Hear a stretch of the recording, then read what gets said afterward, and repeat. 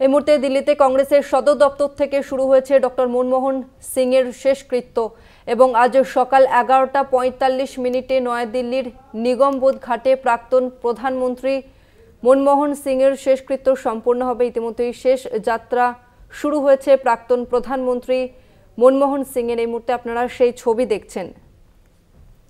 দিল্লিতে কংগ্রেসের সদর দপ্তর থেকে শুরু হয়েছে এবং কংগ্রেসের বিশিষ্টজনেরা উপস্থিত রয়েছেন রাহুল গান্ধী, মল্লিকার্জুন খাড়গে সহ আরও বিশিষ্টজনেরা।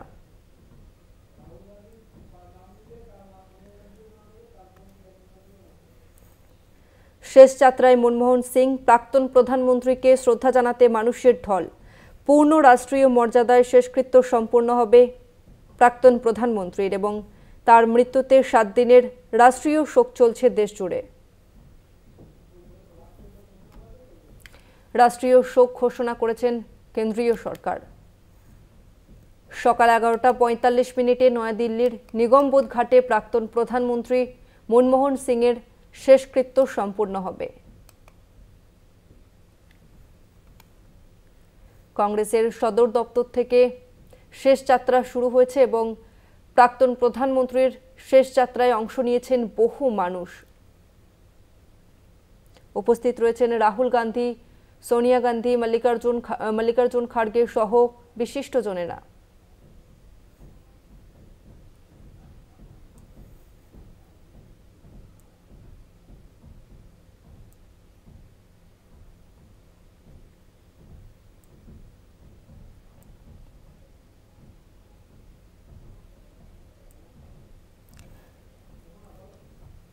বিরানব্বই বছর বয়সী প্রাক্তন প্রধানমন্ত্রী বৃহস্পতিবার দিল্লি এইমসে শেষ নিঃশ্বাস ত্যাগ করেছেন। রাত 8টা নাগাদ তাকে হাসপাতালে নিয়ে যাওয়া হয় এবং 9:51 তার মৃত্যু হয়, এমনটাই জানায় এইমস কর্তৃপক্ষ। এবং তার মৃত্যুতে 7 দিনের জাতীয় শোক পালন করা হবে ঘোষণা করেছে কেন্দ্রীয় সরকার। মোদি থেকে শুরু করে কংগ্রেসের সোনিয়া, রাহুল সকলেই শুক্রবার দিল্লিতে মনমোহনের বাসভবনে গিয়ে শ্রদ্ধা জ্ঞাপন করেছেন এবং ইতিমধ্যেই শেষ যাত্রা শুরু হয়েছে প্রাক্তন প্রধানমন্ত্রীর।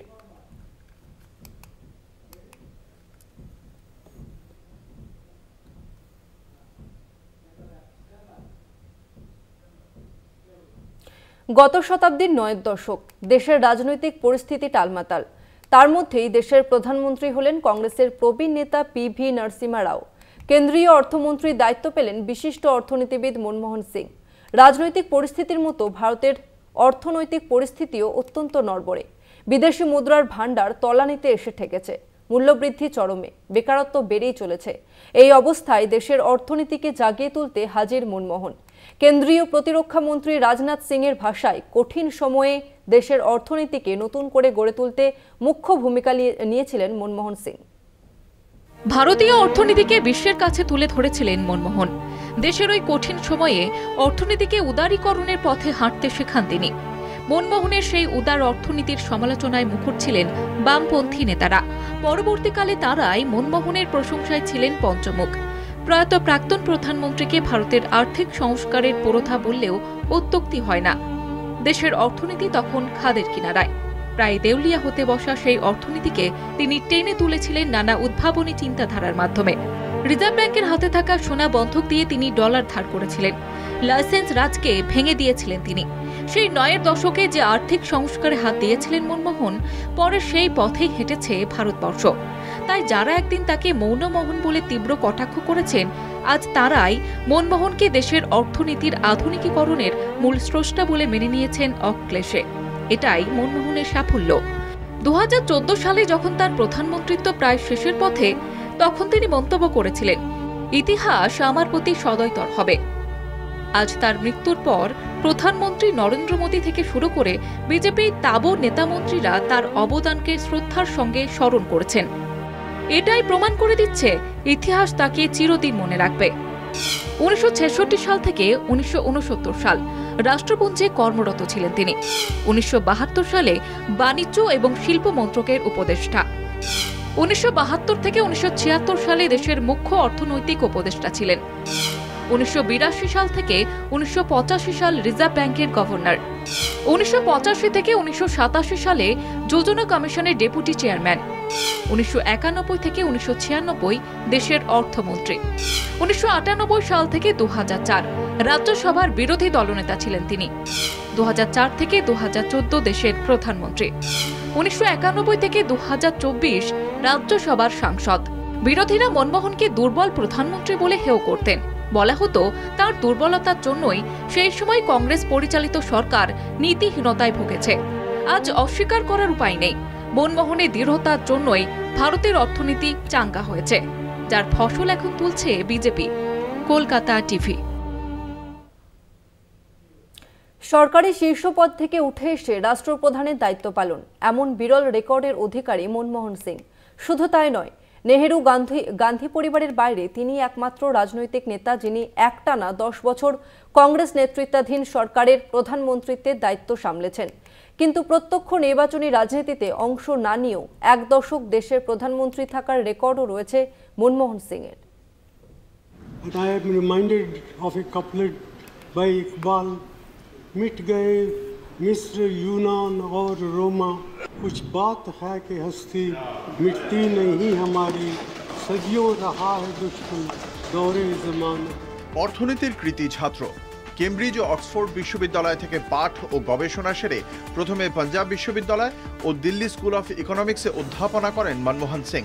শিক্ষকতা ছেড়ে রাষ্ট্রপুঞ্জে কিছুদিন কাজ করার পর কেন্দ্রের অর্থনৈতিক উপদেষ্টার পদে কাজ করে 1982 সালে এই আন্তর্জাতিক স্তরে বন্দিত অর্থনীতিবিদ রিজার্ভ ব্যাংকের গভর্নর নিযুক্ত হন।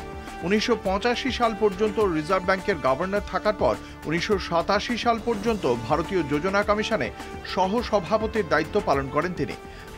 দেশের অর্থনৈতিক কর্মকাণ্ডে গুরুত্বপূর্ণ পদে তাঁর সক্রিয় ভূমিকার কারণে ইন্দিরা গান্ধী, রাজীব গান্ধীর মতো প্রধানমন্ত্রীর সান্নিধ্যে এলেও তাঁর রাজনৈতিক যোগসূত্র প্রাথমিকভাবে গড়ে ওঠেনি। আদ্যপান্ত অর্থনীতির জগতে ডুবে থাকা এমন এক ব্যক্তিকে প্রত্যক্ষ রাজনীতিতে নিয়ে এসেছিলেন রাজীব। রাজ্যসভার সদস্য হিসেবে দলীয় রাজনীতিতে জড়িয়ে পড়লেও দলের সাংগঠনিক বিষয়ে আমৃত্যু গড়পড়তা কংগ্রেসি রাজনীতিকদের থেকে নিজেকে আলাদা করে রেখেছিলেন। রাজীবের হাত ধরে তাঁর সংসদীয় রাজনীতিতে পা রাখা। কিন্তু সেই মনমোহন সিংকে 1991 সালে পিভি নরসিমহা রাও দেশের অর্থমন্ত্রী হিসেবে নিয়োগ করেন। বিশ্বায়নের হাত ধরে ভারতকে উদার অর্থনীতির পথে হাঁটার চালিকা শক্তি যদি নরসিমহা রাও হয়ে থাকেন, তাহলে তাঁর সেই কর্মযজ্ঞের একমাত্র পুরোহিত অবশ্যই মনমোহন সিং। ভারতের রাজনৈতিক অর্থনীতির অভিমুখ বদলে দিয়েছিলেন তিনি। তা নিয়ে আজও পক্ষে বিপক্ষে নানা বিতর্ক থাকলেও আর্থিক পুনর্গঠনে লাইসেন্স প্রথার অবলুপ্তি, প্রত্যক্ষ বৈদেশিক বিনিয়োগের জন্য ভারতীয় বাজারের দরজা খুলে দেওয়া, বেসরকারি ক্ষেত্রকে অগ্রাধিকারের মতো কিছু যুগান্তকারী পদক্ষেপ করেছিলেন মনমোহন সিং। এই অর্থনৈতিক পুনর্গঠনের সুবাদে ভারতের বার্ষিক বৃদ্ধির হার 3 থেকে রাও জমানায় 8% ছাড়িয়ে গিয়েছিল।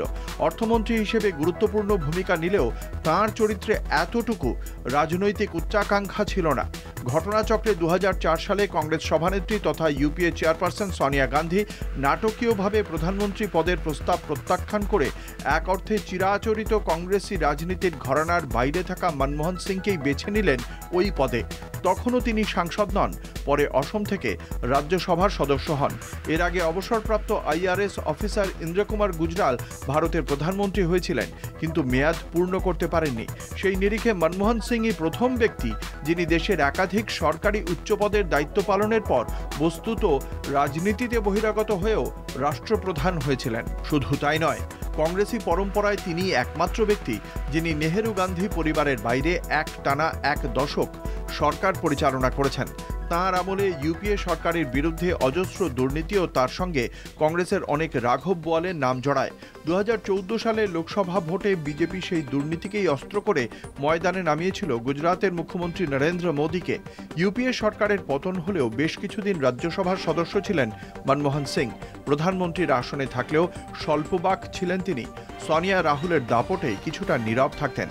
তা নিয়ে বিরোধী কটাক্ষ মুখ বুজে সহ্য করলেও তাঁর বক্তব্য ছিল কম কথা বললেও সাংবাদিকের মুখোমুখি হতে তিনি ভয় পাননি কোনোদিন। তাঁর সেই ছোট্ট অথচ গভীর অর্থবহ মন্তব্য যে মিডিয়ার মুখোমুখি হতে না চাওয়া মোদীকে নিশানা করে, তা বুঝতে অসুবিধা হয়নি। ক্ষমতার রাজনীতির পাকমুক্ত এমনই এক ভিন্ন ধারার রাজনীতিক ছিলেন মনমোহন সিং। কলকাতা টিভি। তিনি বরাবরই স্বল্পবাক, তাই প্রধানমন্ত্রী মনমোহন সিংকে বিভিন্ন সময়ে বিরোধী শিবিরের গঞ্জনা সহ্য করতে হয়েছে। বিজেপি তো তাকে মৌনী বাবা বলেও কটাক্ষ করতে ছাড়েনি। অ্যাক্সিডেন্টাল প্রাইম মিনিস্টার বলেও জনসমাজে তিনি পরিচিত পেয়েছিলেন।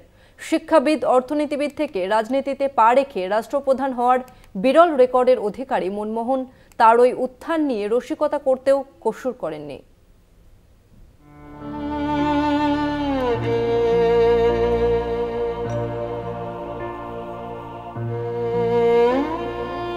কেন্দ্রীয় সরকারের শীর্ষ আমলা সঞ্জয় বারু মনমোহন সিংকে নিয়ে বই লিখেছিলেন, নাম দ্য অ্যাক্সিডেন্টাল প্রাইম মিনিস্টার। অর্থনীতির কৃতি ছাত্র, বিলেত ফেরত গবেষক মনমোহন সিং 1991 সালে নরসিমা রাওয়ের অর্থমন্ত্রী হিসেবে নিযুক্ত হয়েছিলেন। রাওয়ের সেদিনের সেই প্রস্তাব তার কাছে আকস্মিক ছিল। এমনকি 2004 সালে যখন সোনিয়া গান্ধী ইউপিএর চেয়ারপারসন হিসেবে কংগ্রেস ওয়ার্কিং কমিটির বৈঠকে মনমোহন সিং এর নাম ঘোষণা করছিলেন, তখনও সেই আকস্মিকতাকে অ্যাক্সিডেন্টাল বলেই তার মনে হয়েছিল। আপাত গম্ভীর নির্লিপ্তি মাখা ব্যক্তিত্ব মনমোহন নিজেই কিন্তু সেই অ্যাক্সিডেন্টাল অভিধা নিয়ে রসিকতা করতেন। People say I was accidental prime minister. I was also accidental finance minister. And Narasimha Rao ji called me and I met him. I said to him that the country is in great difficulties. It requires hard thinking and very tough decision-making process to get the country out of the crisis that she was in. Narasimha Rao ji said, I don't understand all this, but we will give you a free hand with the understanding that if the things go well, we will all take credit. But if the things go wrong, well, you will be the scapegoat. I said, I accept that, but you will have to back me. And Narasimha Rao ji did back me on every stage. সমালোচনা সহ্য করে নিজ লক্ষ্যে অনড় থাকাটাই অভ্যাসে পরিণত হয়েছিল মনমোহন সিং এর। নিজের লেখা বই চেঞ্জিং ইন্ডিয়ার উদ্বোধন করা তার ওই মন্তব্যে শুধু রসিকতা নয়, পিভি নরসিমা রাও যে তাকে অর্থমন্ত্রক চালনায় পূর্ণ স্বাধীনতা দিয়েছিলেন সেটাও তিনি অকপটে স্বীকার করেছিলেন। ঘটনাচক্রে সেই নরসিমাই হয়ে উঠেছিলেন সোনিয়ার চক্ষুশূল।